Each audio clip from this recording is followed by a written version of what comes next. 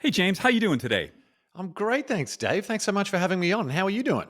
Oh, I'm doing great. I was up doing my master's ski racing program and oh, my glutes are killing me. I did a heavy squat session yesterday, so I can feel it in my lower body as well. So interesting times. Right on. James, tell us a little bit about yourself. So I grew up in Brisbane, Australia. So I live in Los Angeles, California now. And growing up in Brisbane, it was a beautiful place. I had a good family. My father became a successful financial or personal finance guy when I was in high school. So as his profile started to take off, that's where instinctively I started sort of benchmarking and comparing his success to where I was at.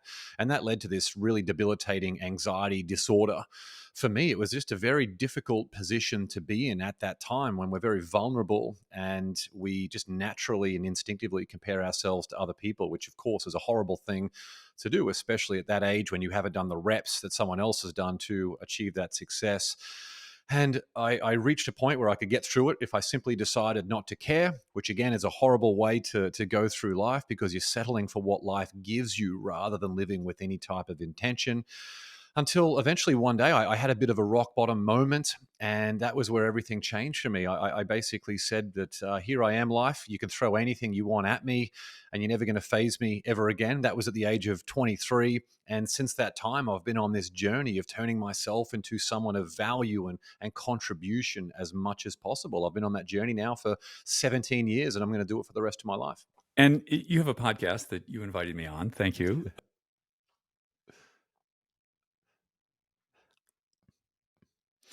Well, the whole idea of win the day, it actually came when I was reading Think and Grow Rich by Napoleon Hill. And there was a passage that stood out to me. It said that the poverty conscience will automatically overtake any mind that is not preoccupied with being success conscious.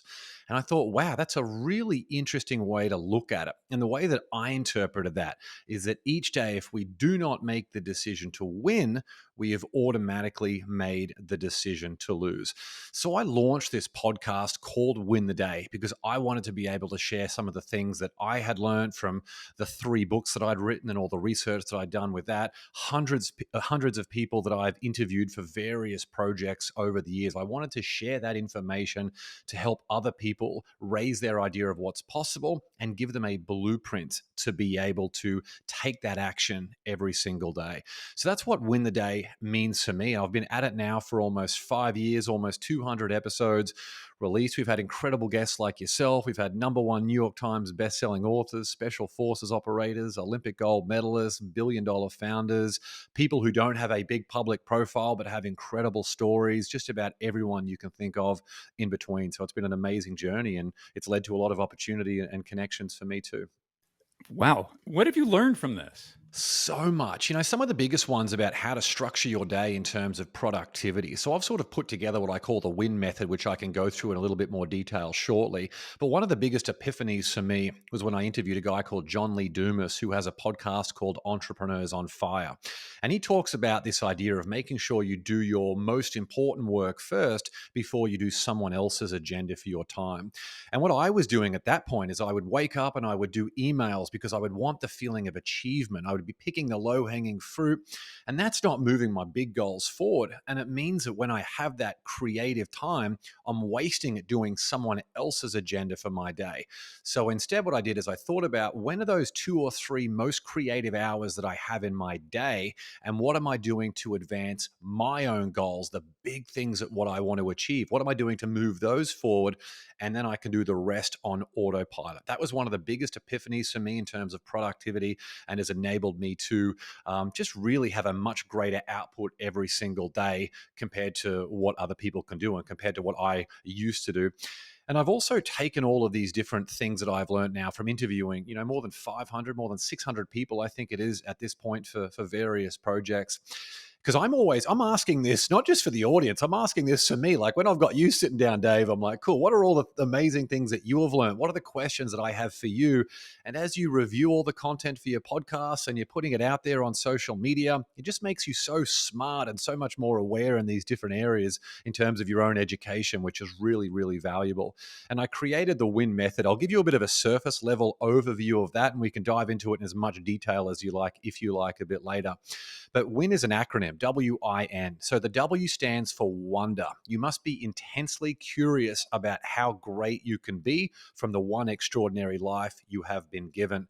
And you must have a vision much bigger than yourself, pulling you out of bed each day, connecting with that wonder. So that's really, really important. So that's a W. And the I is intent. That is your commitment to a course of actions every single day. It's things like your daily routines and habits. It's the people you hang around. It's your environment, all of those different things. So that's the I, intent. And the final one is N, which is nurture. And that's how willingly you put yourself into uncomfortable situations. And it's how you respond to adversity when it inevitably strikes. So that's a bit of an overview of the WIN method. And in every single situation, if people just feel like they're not living with purpose or they're not living with passion, they can look at the WIN method and find out what they need to tweak to start getting back on track. It's interesting, this idea of how to structure your day time-wise. I find that as part of what I do here, I have to do a lot of writing. I have to sort of like think and write stuff. And sometimes I can kind of do it on demand, but sometimes not. So what I do is sort of the opposite of what you do. So I answer my emails because it sort of gets the flywheel going. It's like, okay, now I'm doing something. Like the inertia gets going, and then I'll answer a few, or I'll do something. Like I really enjoy working with visual things. So we'll work on next week's cover because, okay, that's easier for me. And I get stuff going, and then it's like, okay, now I can write this piece. Like now I'm sort of mentally limbered up and I can do it.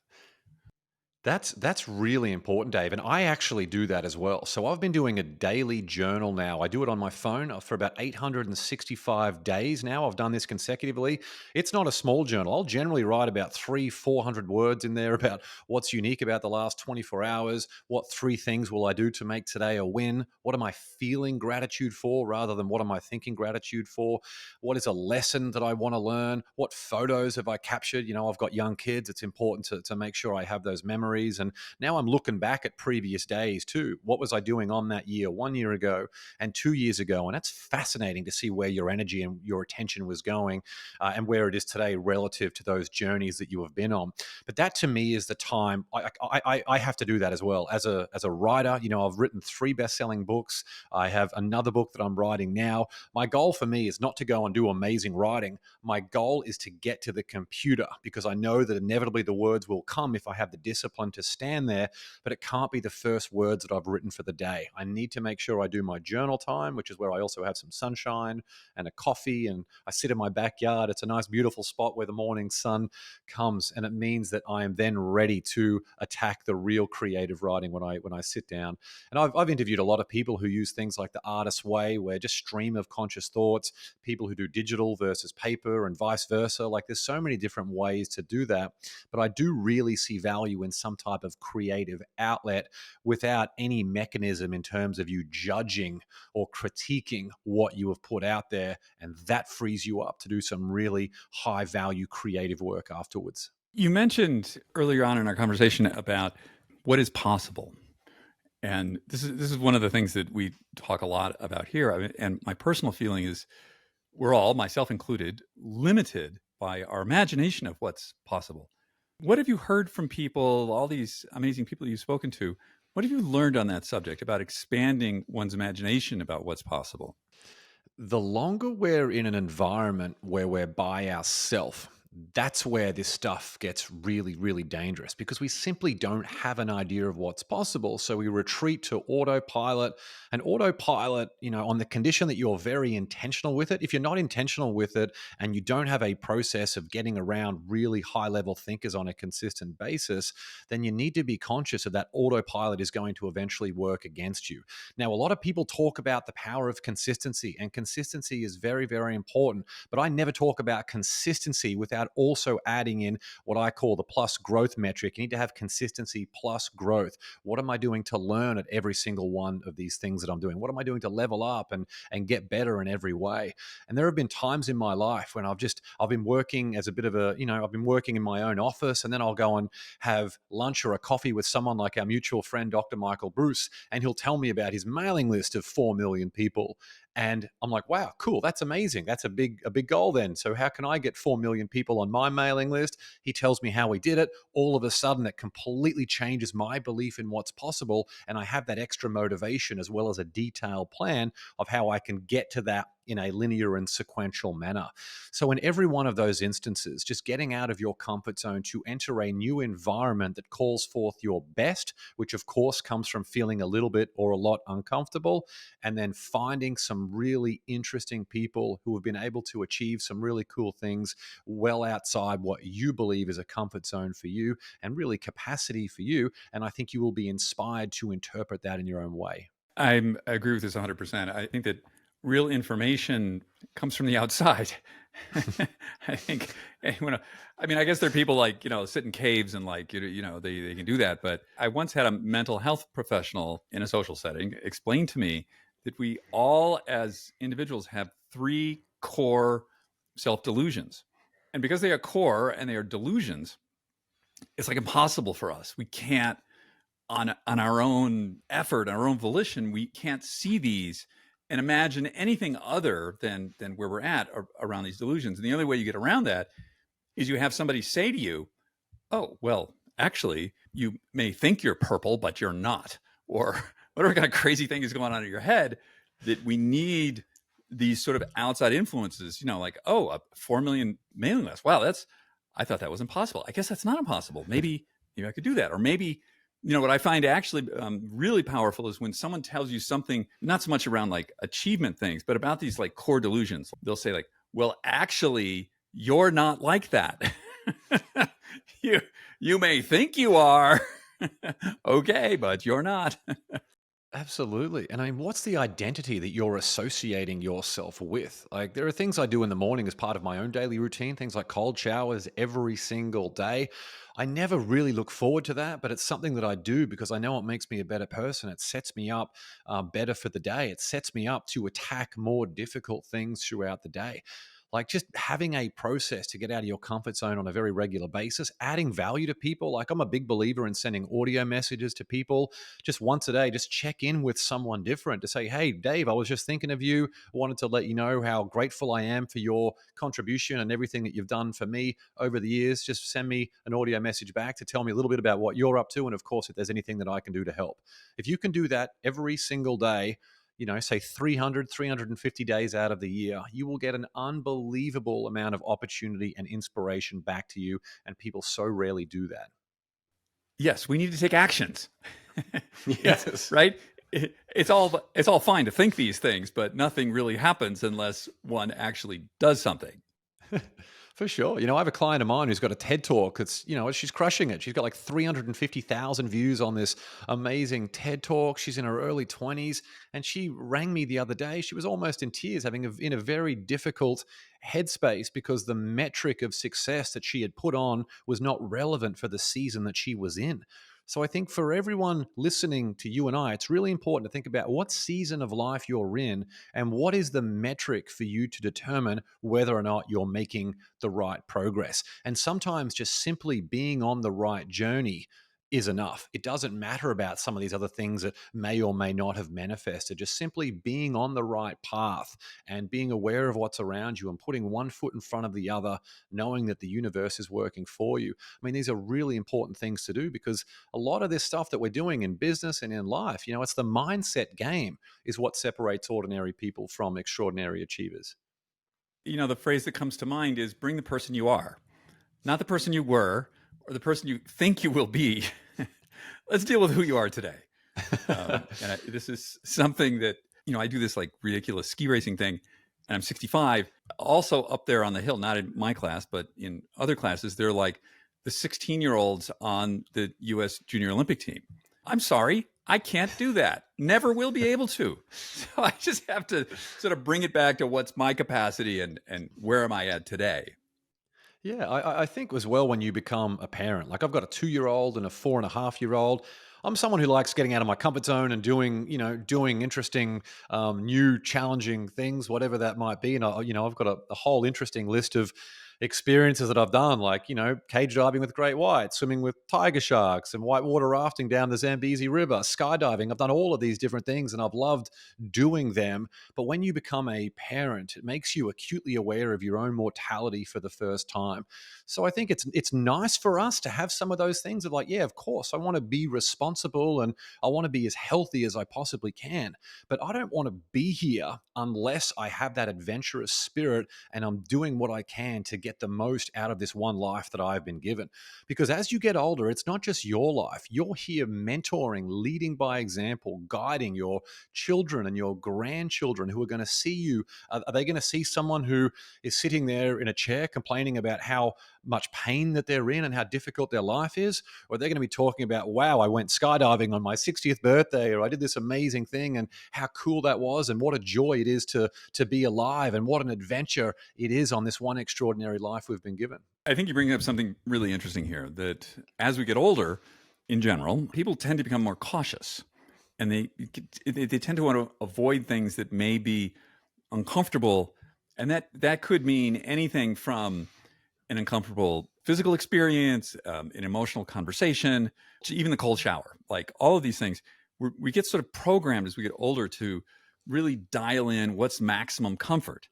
But as we do that, our worlds shrink. But then on the other hand, some of my other ski friends who are ex-Olympic downhillers, and they do things that to me would be potentially fatal. So, sort of understanding what's that lane between expansive adventure, embracing uncomfortability, embracing the possibility of failure, but not death wish. Yeah, you got to be smart about it. And I'm a big believer in finding experts in their respective domains and just doing exactly what they tell you. So if there's something new that you want to try, scuba diving, tennis, like it could be anything, go and find someone who's really good at that. Let them get you comfortable in that discomfort. So you've got a little bit of a guide and a bit of a support there. And then you can have a bit of increasing autonomy once you've got that foundation built.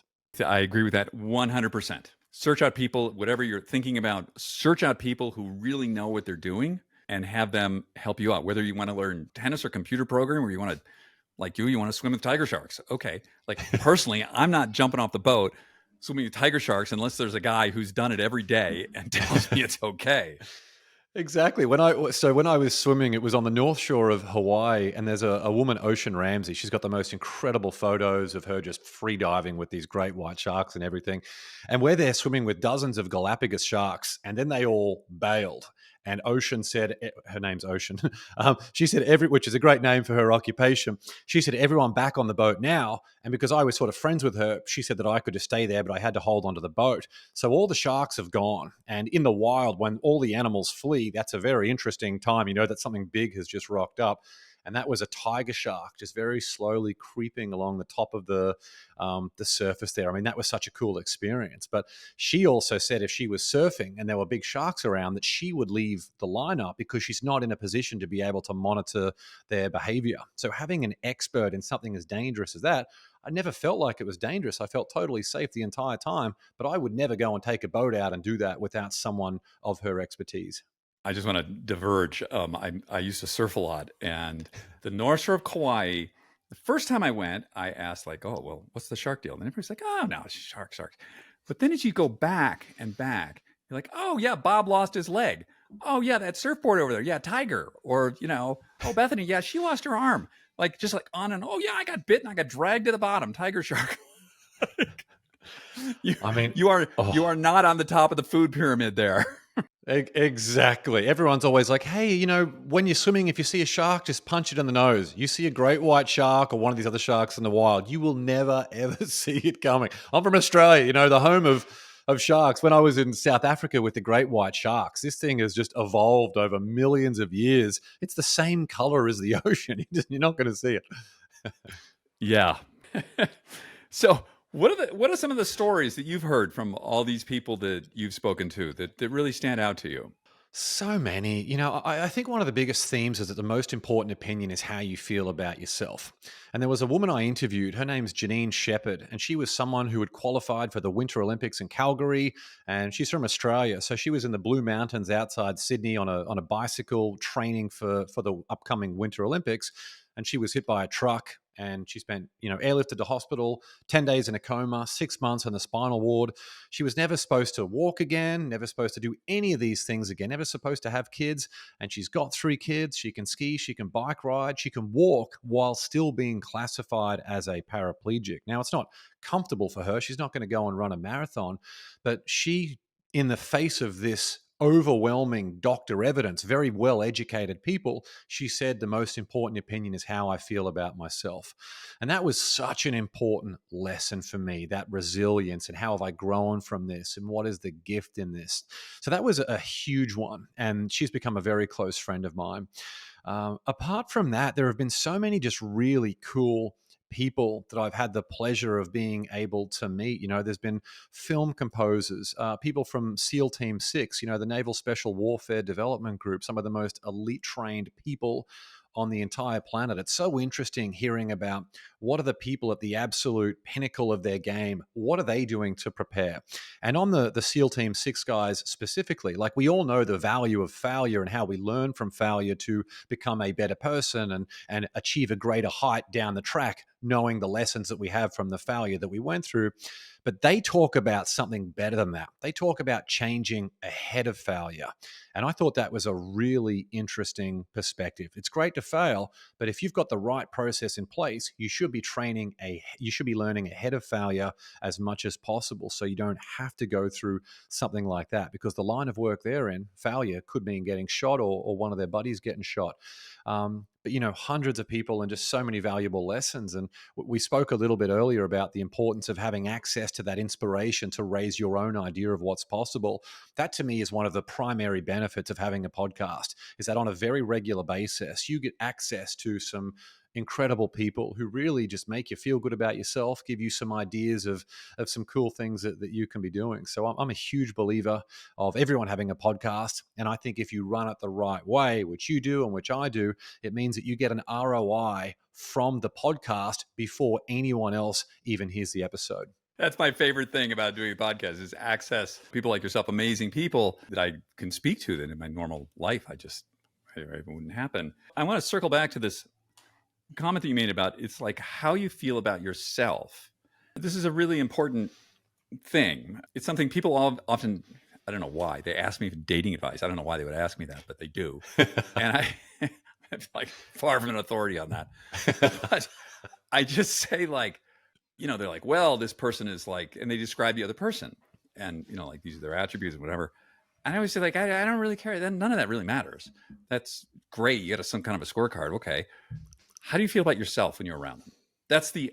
To me, that's the whole thing. None of the rest of it matters. Like, how do you feel about yourself around the other person? You feel better about yourself or worse about yourself? That's the thing to focus on.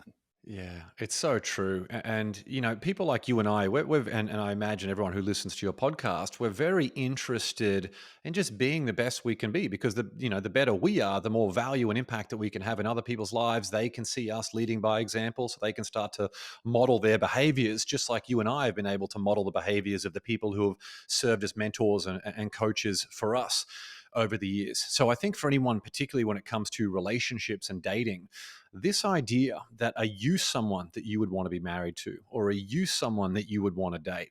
Like, don't be so focused on trying to change someone else's behavior or changing someone else's identity.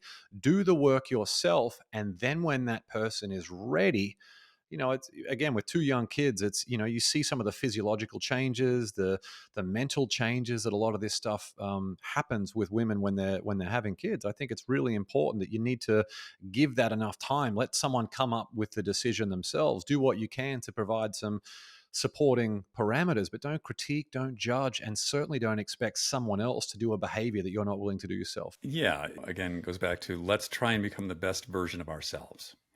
And the better version of ourselves we are, the better partner we're going to attract, the more impact we can have in the world. To me, that's why I do what I do, and that's what I encourage other people to do. For sure. And being the best version of yourself means that you obtain perspectives that are not your own. That's why, when it comes to relationship, I believe the number one most important thing is communication. You should not be talking to the other person. You should be asking questions and listening, listening, listening. And only once that person has expended every single bit of energy on what they have to say, and perhaps they need to write something down in an email or a letter to make sure it's communicated in the right way and they've really thought it through, and then you repeat it back to them. Let them know your interpretation of what they have said. Cool. They have cooled themselves emotionally. You know exactly what is bothering them and what role that you have played in that. And that is your opportunity to be able to talk and get the best outcome for both of you. Yes, I oftentimes think I'm doing the right thing, and it causes a reaction that's unexpected. And then there's a moment of like, oh, I'm sorry. Help me to understand better. I want to do better next time, and maybe I will, and maybe I won't, but I try. For sure. Don't we both? One of the biggest things that I've learned actually from the podcast, I interviewed John Gray, who wrote all the Men Are From Mars, Women Are From Venus books. He sold tens of millions of copies of these books. And he mentioned during our episode, it's got like 95,000 views on the full length version of this episode on YouTube, which is huge. It's still getting thousands of views every single month. And he said that men instinctively want to jump in to solve the problem because that's what we care about most. And women want to feel heard. And if we recognize those two roles, it makes communication so much easier. So rather than, I didn't realize how often I was interrupting my wife to try and solve a problem, even though in many cases, she never even wanted me to solve the problem. She just wanted to feel heard. A few little things like that, wow, it makes a massive difference in your communication style. Makes me crazy. My latest huge faux pas was, I thought, okay, I really just need to listen. So she's talking, I'm listening, I'm not saying anything. And she's like, you're not reacting. And I said, well, I'm intensely focusing on what you're saying. She's like, no. That's not, no. You need to like react. You need to feedback so I understand that I'm being heard. And I was like, oh, right. Okay. Forgot that part. And you also don't want me to solve the problem, right? Am I clear on that? She's like, yeah. And so this is like, in my, primitive male brain, this is just so hard. For sure. It really is. And just along those lines, like no guy wants to feel nagged. Like the typical masculine energy that we have, we respond for the most part, obviously this is a generalization, but we will respond more of, someone who's closer in their feminine energy instead of like nagging us and raised voices and emotion. It's like, let's do something softer, make it more matter of fact rather than being like, hey, you didn't put your shoes away. That's pissed me off this many times and doing all of that. So, and I mean, when you're in a situation in the household, especially with young kids, tensions can be very high, especially if you're dealing with little sleep. So as your vision of what's possible, what does your vision look like going forward? Impacting the world was always my big vision. And then when I had kids, it sort of changed. It's to impacting them, and through me impacting them, that would peripherally inspire the world. So, I have some of my own metrics of things that I want to achieve. I have a 3-year goal of getting 1 billion social media views for my podcast and content online. We're at about 42 million views at the moment. So, that's a nice milestone to have. But for me, it's just really living in alignment. I take it a day at a time. Communication is a big one. Every year, my wife and I sit down and we talk about what are our goals and what's important to us. And it's an interesting timing as you enter your 40s, because for me, it was the very first time that I started thinking about my health and longevity and all the amazing things that you talk about. It's almost like fate thrust it upon me because I'm a father now, and I don't want to be someone who's sitting on the couch and not having the function and mobility to be able to play with my kids. So that's exceptionally important. But I also have an 83-year-old father and a 70-year-old mother. And just as you bring kids into the world, then the older generation starts dying out. So I'm acutely aware of what I can do to make sure I capture those most valuable memories with my parents and freeing up as much time as I have to be able to spend time with the people who have created the life that I'm able to enjoy today. So I'm thinking about what I can do to usher in the next generation, or what can I do to show my gratitude and respect for the people, like my parents who paved the way for me. I'm focusing on doing work that just the one thing for the rest of my life rather than chopping and changing so much. I just want to do one thing, which to me is that win the day movement and becoming the best in the world at it, and just simplifying so much about my life. That's just when you have a situation where you have young kids and you're very time poor, that simplification is essential, and it really heightens the urgency of things like self-care. You have to double down on self-care. I mentioned earlier writing down what 3 things will make today a win. They're never all related to the same thing for me. One might be about business, one might be about fitness, one might be about family. Because if we take our eyes off that, one thing, then yeah, we might have a lot of money in the bank, but we might be in really poor physical shape, or you may not have the family, which is what you said that you were working so hard for. So what's the point? We need to have this good foundation of holistic success, and I think that would be a life well lived. I absolutely agree with you about the importance of like variation in life and these personal definitions of success. I find a lot of opportunity to that running ageist and, in this crazy ski racing thing that I do. You know, ripe and rotting doesn't happen when you're going really fast on skis. For sure. And I think, Dave, a big part of that is you have had a taste of what's possible. Like your career when you were young, you've been around the world. It's a bit like that Ray Kroc quote, it's better to be green and growing than ripe and rotting. Like just because you've had a few wins and a few adventures in your past doesn't mean that you need to be ripe and rotting. Let's always be green and growing. And they're the people that I'm most attracted to and want to hang out with as well. Yes, green and growing. I agree 100%. Is there something that you would like to leave our listeners and viewers with today? If there's one thing that you take away from today, this idea of make the decision to win every day, or you've automatically made the decision to lose. That to me is the biggest thing. And if anyone wants an action plan based on who they are, I've got winthedayquiz.com. You can just answer a few questions and it will show you which personality profile you are. And in addition to a free Win the Day action plan you'll get, it's also a free copy of my ebook, 60 Ways to Win the Day. All that stuff totally for free. It's going to give you some inspiration from other people, people who are doing some pretty cool things. What's the one thing that they do to win the day that you can replicate in your own way? Really focusing on what's that one thing that we can do to win the day. And I think it's important the role that positivity plays in this, because I think that positive forward motion creates positive energy, right? Exactly. It's like positive emotion leads to positive motion. And one of my favorite quotes, actually 2 quotes from Napoleon Hill: action is the real measure of intelligence.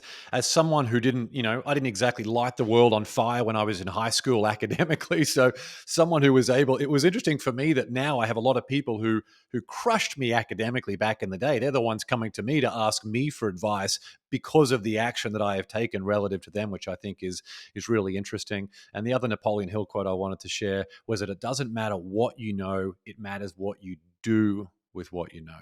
James, you have so many excellent quotes. I just love that. I got quotes for days, Dave. I love a good quote.